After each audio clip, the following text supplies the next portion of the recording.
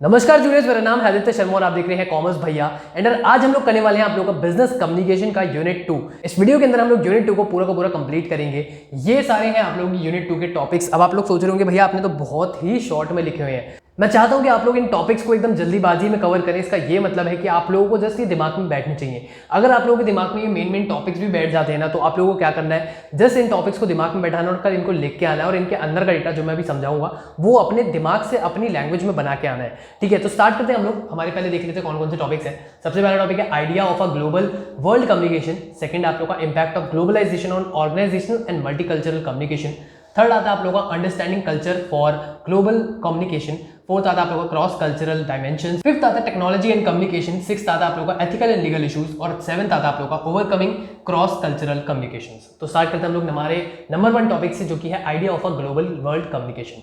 अब यार देखो, अगर आप लोग ना कभी भी वर्ल्ड में ग्लोबली अगर कम्युनिकेशन करने की बात करोगे ना, तो ग्लोबली कम्युनिकेशन के अंदर हम लोग का क्या आता है, ग्लोबली कम्युनिकेशन मतलब डिफरेंट लैंग्वेज। ठीक है, डिफरेंट लैंग्वेज से आप लोगों का ये सेकंड पॉइंट बनता है, लैंग्वेज बैरियर वाला। लेकिन सबसे पहले मैं आप लोगों को बताता हूँ इफेक्ट्स ऑन रिटेल। अगर आप कभी भी ग्लोबली सेल कर रहे हो और ग्लोबल लैंग्वेज में बातें कर रहे हो, मान लो अगर मैं अपनी बात करूं, मुझे इंग्लिश आती है, मुझे हिंदी आती है, मुझे सिर्फ 2 लैंग्वेजेस आती है। बट अगर मैं चाहता हूं मेरे को जर्मनी के अंदर इंपोर्ट करना है, एक्सपोर्ट करना है अपना माल, सो जर्मनी से अगर मेरे को अपने कॉन्टैक्ट बनाने हैं तो मेरे को जर्मन आनी चाहिए, बट मुझे नहीं आती है। सो अब इन केसेस के अंदर क्या होता है, हम लोगों का रिटेल का जो होता है ना, इफेक्ट सबसे ज़्यादा पड़ता है रिटेल के ऊपर। मतलब जो भी माल मुझे इधर से उधर करना है ना, अगर मेरे को इंपोर्ट करना है या फिर मुझे उनके साथ एक्सपोर्ट का बिजनेस करना है, तो वहाँ पे सबसे ज़्यादा प्रॉब्लम आएगी, क्योंकि वो मेरी भाषा समझ नहीं पाएंगे। तो दूसरा वहाँ पे हमारा बैरियर आता है लैंग्वेज का बैरियर, कि भाई बातचीत नहीं हो पाएगी। ऑब्वियस सी बात है ना, रिटेल पे तो इफेक्ट आएगा, वहाँ की मेरी सेल्स कम हो जाएगी, क्योंकि वहाँ के लोग अलग हैं, वहाँ की भाषा अलग है, वहाँ के बहुत सारे कल्चर्स अलग हैं। तो वो तो एक पॉइंट बनता ही बनता है। बट लैंग्वेज का बैरियर भी ऑब्वियस सी बात आता ही आता है। सो लैंग्वेज का जो बैरियर आता है ना, उसको हम लोग कैसे कम करते हैं। लैंग्वेज का जो आप लोगों का बैरियर आता है, उसको हम लोग जेस्चर्स की मदद से कम कर सकते हैं। ठीक है, अगर मैं अपनी भाषा समझाना चाहता हूँ, मतलब भाषा क्या है, जस्ट मैं सिंपली उनको समझाना चाहता हूँ, भाई मैं आपको ये माल दूंगा, इतने में दूंगा। सो मैं उनको लिख के दिखा सकता हूँ।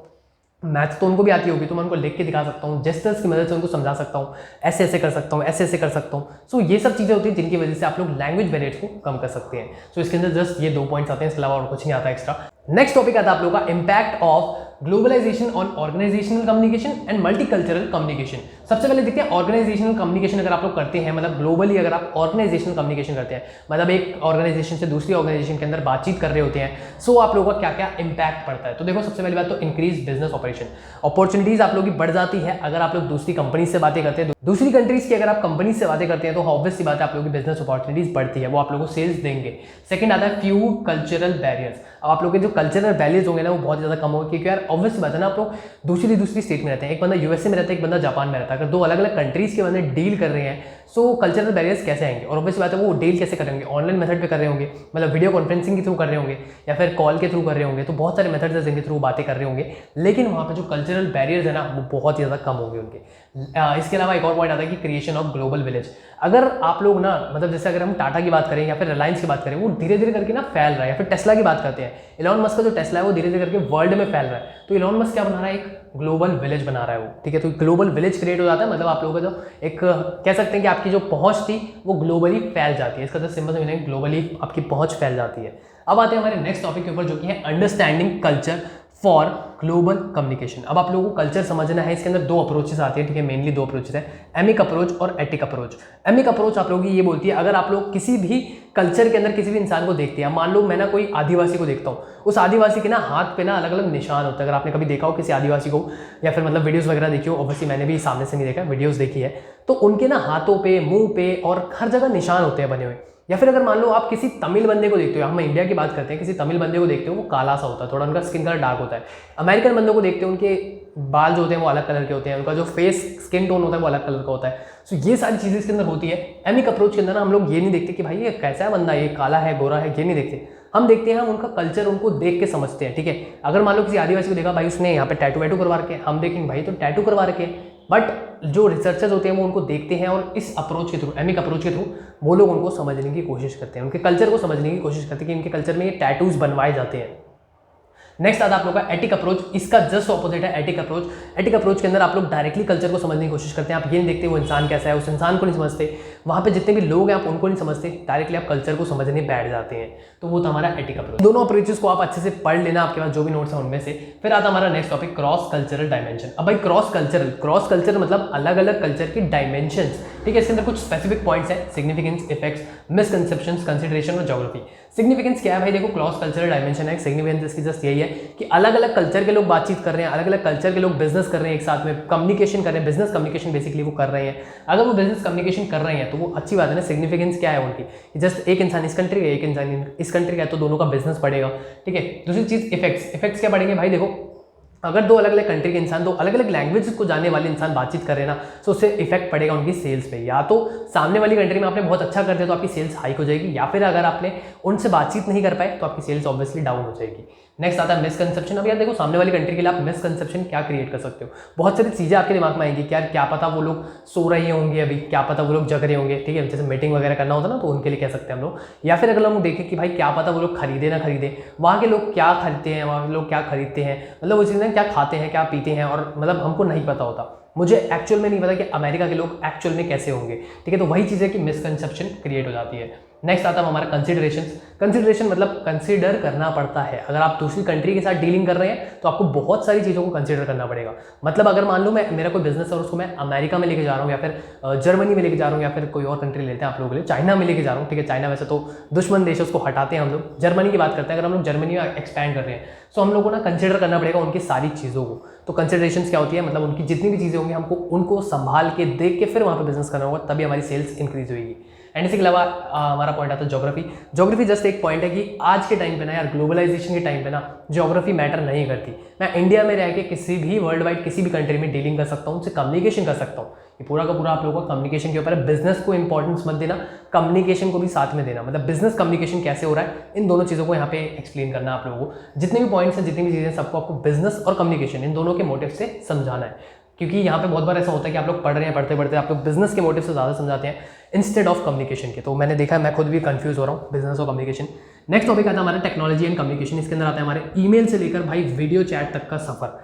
कैसे, मतलब पहले लोग ईमेल्स भी हटाओ यार, कैसे पहले लोग कम्युनिकेशन कैसे करते थे, लेटर्स लिख के करते थे, ऑब्वियस सी बात है, ठीक है। आज के टाइम पे वैसे जो ऑफिशियल काम होते हैं ईमेल्स होते हैं, लेकिन पहले लेटर्स के थ्रू होते थे। लेटर्स के बाद हमारा ईमेल या फिर फैक्स मशीन, ये सब चीज़ें आई, ठीक है। अब कम्युनिकेशन कैसे होने लग गया था, ईमेल्स पे, फैक्सेस पे होने लग गया था। नेक्स्ट अब व्हाट्सएप के थ्रू भी आज के टाइम पे बहुत सारे कम्युनिकेशन हो रहे हैं। टेलीग्राम हो गया, व्हाट्सएप हो गया, फिर और भी अलग अलग मेथड्स हैं जिनके थ्रू कंपनीज कॉन्टैक्ट करती है एक दूसरे से।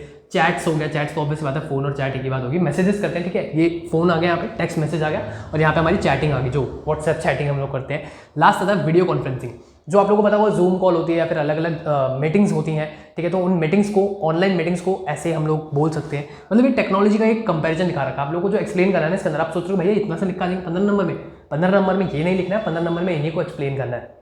कैसे आप लोगों को इवोल्यूशन दिखाना है, कैसे लोग लेटर्स से ईमेल पे आए, ईमेल से फिर आप लोग फोन्स पे आए, फिर टेक्सटिंग पे आए, फिर वीडियो चैटिंग पे आए, तो ये सारी चीज़ें आप लोग को एक्सप्लेन करनी पड़ेगी। नेक्स्ट आता है हमारा एथिकल इशूज़ और लीगल इशूज़। ये है हमारे एथिकल इशूज़ और ये है हमारे सारे लीगल इशूज़। सबसे पहले बात करते हैं एथिकल इशूज़ की। एथिकल इशूज़ आप लोगों का क्या कहता है भाई, इसके अंदर आता है सबसे पहले फंडामेंटल इशू। फंडामेंटल कौन सा इशू होता है भैया, फंडामेंटल आप लोगों का वो वाला इशू होता है जो कि नॉर्मल बेसिक इशूज़ होते हैं। सेकंड आता है आपका डाइवर्सिटी। भाई डाइवर्सिटी इशूज़ मतलब, डाइवर्सिटी मतलब अलग अलग कल्चर। अब मान लो मैं डीलिंग कर रहा हूँ किसी जापान के बंदे के साथ, भाई जापान का डाइवर्सिटी है ना, वो मतलब उनका अलग है सिस्टम, मेरा अलग है सिस्टम। वहाँ पे किसी चीज़ को इंपॉर्टेंस देते होंगे, यहाँ पे इंडिया में किसी चीज़ को इंपॉर्टेंस देते हैं। तो डाइवर्सिटी हमारा पॉइंट आता है। उसके बीच में इशूज़ हो सकते हैं, ठीक है। यहाँ पे क्या बता रहा है, इशूज़ हो सकते हैं। डिसीजन मेकिंग में, ऑब्वियसली डिसीजन मेकिंग में सबसे ज़्यादा इशूज़ होते हैं किसी भी कंपनी में, किसी भी बिजनेस और कम्युनिकेशन के अंदर, किसी भी बिजनेस ऑर्गेनाइजेशन के अंदर।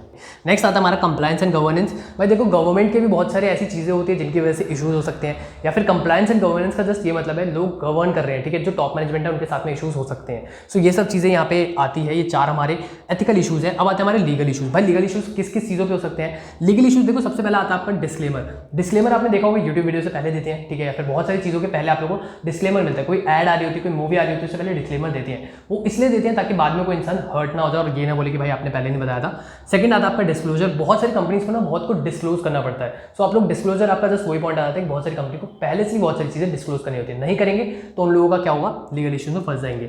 मार्केटिंग कम्युनिकेशन होती है। मार्केटिंग मतलब जब लोग मार्केट कर रहे हैं, ब्रांडिंग कर रहे हैं, अपनी एड्स चला रहे हैं, तो उस टाइम भी उनको सब कुछ बताना चाहिए। नहीं बताते तो बाद में फंसते हैं वो लोग।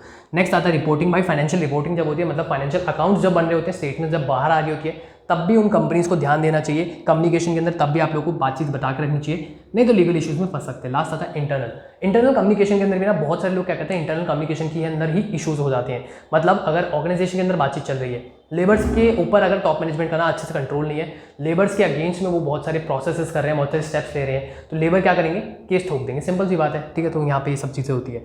लास्ट टॉपिक आता है हमारा ओवरकमिंग क्रॉस कल्चरल कम्युनिकेशन। दो कल्चर्स के बीच में बातचीत हो रही है, तो उसको ओवरकम कैसे करना है भाई। दो कल्चर्स के बीच में अगर कम्युनिकेशन हो रहा है तो उनको मतलब उसके बीच में ना बहुत सारी प्रॉब्लम्स आ सकते हैं, उनको कम कैसे करना है। 4 पॉइंट्स है। सबसे पहले मीटिंग्स, मैक्सिमम मीटिंग्स करो, जितनी मीटिंग्स कर सकते हो आप सामने वाले पर्सन से। सेकंड पॉइंट आता है आप लोगों का कंडक्ट एक्टिविटीज़। भाई अलग अलग एक्टिविटीज़ करो, उनके साथ में हंसी कूद खेल कूद करते रहो, चाहे आप लोगों का लैंग्वेज सेम हो ना हो, लेकिन आप लोग ये सब चीज़ें करके एक्टिविटीज़ करके भी उनसे सामने वालों से कॉन्टैक्ट बना सकते हैं। नेक्स्ट पॉइंट आता है आपका प्रोवाइड वर्कशॉप्स, टिप्स, टेक्निक्स। आप लोगों को उनको खुद ही टिप्स देनी चाहिए, कैसे काम करना है, टेक्निक्स देनी चाहिए। अगर सामने वाला बंदा, मान लो मैंने कोई हायर कर रखा है, ठीक है, सामने वाला मेरा एम्प्लॉय है और वो डिफरेंट कंट्री से है। एक तो हो गया कि आप बिजनेस कर रहे हो, बिजनेस करने वाला तो अलग बात होगी, एक बिजनेस कर रहे हैं लेकिन सामने वाला बंदा ना दूसरी कंट्री का है और वो हमारा एम्प्लॉय है, तो एम्प्लॉय को आप लोग क्या कर सकते हो, ट्रेनिंग दे सकते हो, टिप्स दे सकते हो, वर्कशॉप्स दे सकते हो। लास्ट आता है कि वही चीज़ होगी, कोच एम्प्लॉयज़, अपने एम्प्लॉयज़ को कोच करो, ठीक है, उनको बताओ भाई आपकी जो भी लैंग्वेज है, आपकी कंट्री है, या फिर जहाँ पे भी आपकी जो टारगेट ऑडियंस है उनको आपको कैसे करना है। तो ये सब चीज़ें आती है बिजनेस ऑर्गेनाइजेशन के अंदर। सो गाइज इसको पहले तो स्क्रीनशॉट ले लो, ठीक है, इस वाले को ले लो जल्दी से, मैं हट गया। अब इस वाले को ले लो जल्दी से, पूरे के पूरे आपके सारे टॉपिक्स, ठीक है। अब ये सारे के सारे टॉपिक्स आपके बहुत इंपॉर्टेंट है, अगर इनके अंदर डीप नोट्स चाहिए मुझसे मांग लेना। बाकी ये थी हमारी यूनिट 2 बिजनेस कम्युनिकेशन की। आई होप आप लोगों को अच्छी लगी होगी। बाकी की वीडियोस आ रही है, ठीक है, थोड़ा सा वेट करो, मैं आज ही आज मैं डाल दूंगा। ये वीडियो अच्छी लगी तो इसको लाइक और शेयर करो। बाकी मैं मिलता हूँ आपसे अगली वीडियो में, अभी इतना ही, धन्यवाद।